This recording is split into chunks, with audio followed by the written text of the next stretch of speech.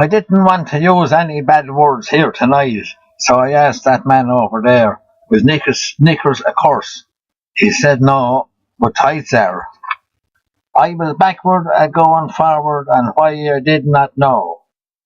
Some said that I was shy, and others called me slow. Me father blamed me mother for rearing me a lazy sod, but me mother said it was all his fault, 'cause all his old crowd was odd. Why don't you go out and get a woman, he used to say to me.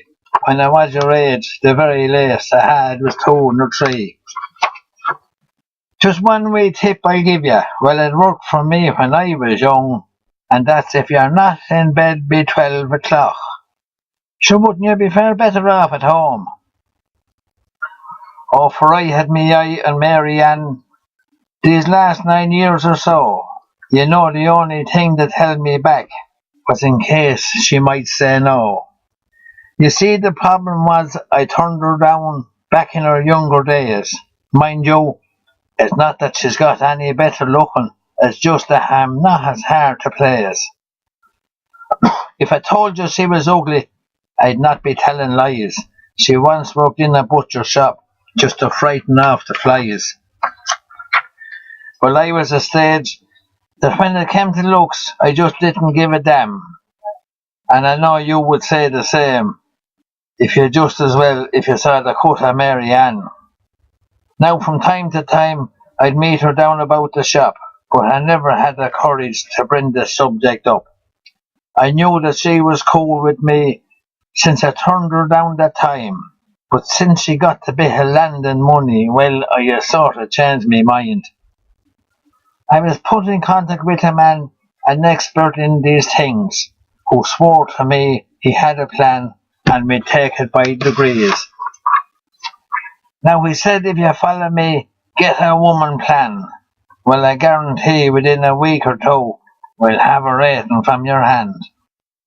Now, says he, the next time that you meet her, give her a lot of heed. Look closely at what she's wearing and see if there's something that she'll need. Perhaps a scarf around her neck or something for her hair. Now, if you like the plan, come back to me and we'll take it on from there. Well, later on that evening I was out behind the barn. I made up my mind to go for it. Should have said God loves a trier. So after all, I could be no worse off if the old bag she said no. I would tell her I was right the first time and tell her where to go. It was just 2 evenings later, I was going down to have a pint, and who did I meet but Mary Ann, and she pedalling on her bike. But just as I was meeting her, didn't there come a great big truck, and damn nearly blew the clothes right off her, and didn't I get a great good look. I could see what she was wearing, and as far as I could see, all her odds and ends were covered up from just below the knee. But just at the very last second, I spied what a man would buy for the woman he loves. She was sitting there in front of me. She wasn't wearing gloves. Well, I went into town next Thursday on the bus from Mullaban to try and get the pair of gloves, the first part of the plan. I told me granny what I was doing. She said you'd be better off buying them for yourself, for you're always wearing mine. Then says, sir, I'll go with you. You might need me to try them on. It was not the way I planned it, but I thought I'd play along. She said, come on to that draper's shop that's run by Fred McVickers, 'cause I need a pair of panties. So it's not what women now call knickers. But when I walked into the shop, I got completely mesmerized, and when the shop boy asked me, I didn't know her size. I stuttered like an idiot and didn't know what to do. Being God says you have me there, but I think she's a 7 in a shoe. I bought a pair about her size, well, as far as I could tell. A lovely pair of leather ones that had a gorgeous smell. When I saw a pair of men gloves then sitting on the shelf, and I thought about what Granny said, so I bought them for myself. Now, he gave me this long list of instructions what to do if the gloves got soiled or wet. Now, says he, you'll remember all I told you, says I, he needn't fret. I looked over at the granny, she seemed to have her business done. Says I, Granny, you better move yourself or the last bus will be gone. When I got home I started thinking about all I had to say to Mary Ann. So I got a pen and paper and I wrote the whole lot down. You see, I knew that I'd be nervous and leave out half of what to be said. So it seemed to make a lot of sense to write the whole lot down instead. Well, later on I washed and shaved, so I'd be looking nice, and I splashed on some type of aftershave. I think it was allspice. Says I, now Granny, where is the shopping? Said she, I dropped up and lying on the bed. But instead of picking up the gloves, didn't I pick up Granny's knickers instead? Now I left the house as proud as punch, not realising what I'd done. I jumped up on the zetter, and I got started on the run. Now when I arrived at Mary Ann's, I could see she was all alone. I parked the zetter on a slope, and I headed her for home. I sort of slipped up to the door, and on it I did knock. And when Mary Ann came out, says I, I'd like to have a talk. And says I, there's something out for you.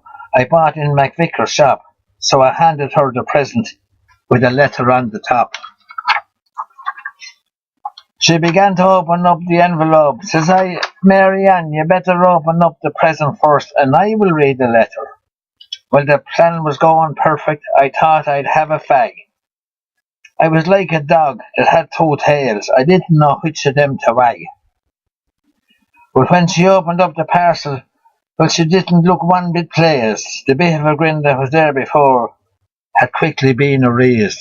Oh God, says I, she doesn't like the gloves, and I felt an awful drought. Says I, I'll read the letter now. I can't wait for it, she says. Well, I wrote you this wee letter now, my dearest Mary Ann, just to explain about the present. I hope you will understand. Well, you see, the last time that I saw you, you hadn't any on. So I bought you these. I hope you're pleased, and that'll keep you warm.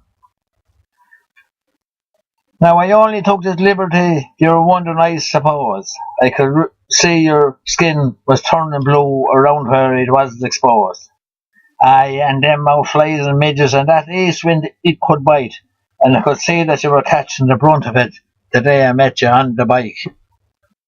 Well, I have to say that I really liked them when I saw them on the shelf. In fact, I liked them so much that I got a pair myself. You see, when it's cold, I'd wear my grannies, but I thought that wasn't fair, that I was wearing them so much and them being her only pair. Aye, and Mary Ann, if you should ever wet them, as you might now, who can tell? But you're not supposed to wash them because they'll only lose their lovely smell. And if you should ever style them, just rub them with a rag and blow on them from time to time to say it helps them not to sag. Now, I don't know if you're superstitious, my dearest Mary Ann, but for myself I have to say I'm a superstitious man. So if you should ever drop them, which now and then I'll hope you'll do, well, they say it's bad luck to pick them up yourself, so I will pick them up for you. Now, every time you put them on, I hope you'll be as cozy as can be, and every time you take them off, I hope you'll think of me. Now, you might find them a wee bit tight at first. Well, that's because they're new. But don't you worry. When I'm with you, I'll pull them off for you. Well, be now the face was flying off Mary Ann, I thought she'd blow a fuse. And the language that came out of her, I never heard a woman use. Yeah, F and B and hump and C were just some of the nicer ones she used. Well, she read me 7 generations and ridiculed me pedigree. It was only then I saw the knickers and realised the mistake I'd made. I tried to explain the mix-up in the parcels, but this was an unforgiven blame. And every word that came out of her voice was getting higher, and she took Granny's brand new pair of knickers and she threw them in the fire. Now get out of here, you blackguard, before I call the law. And just with that she scattered me with a faluter to the jaw. I didn't see it coming, and it took me right off my feet. And in the melee that followed, I lost me cap and me bottom set of teeth. Well, I gathered up me owls and bowels and made a quick retreat. Abuse was still being hurled at me as I fell across the street. She opened up the window and flung out me brand new cap. She said, take that rag with you like white you'll have a scrap. As I freewheeled down the Boreen, I was hopping off each ditch. Me poor old rails still throbbing from the barking of that owl bitch. Well, I was glad I had escaped from her and that I had survived. I was never so near in all my life to being left alive. I'm sitting here with a hump in me, I don't know how many hours, thinking of all the trouble I would have saved if I'd only given her a little bunch of flowers.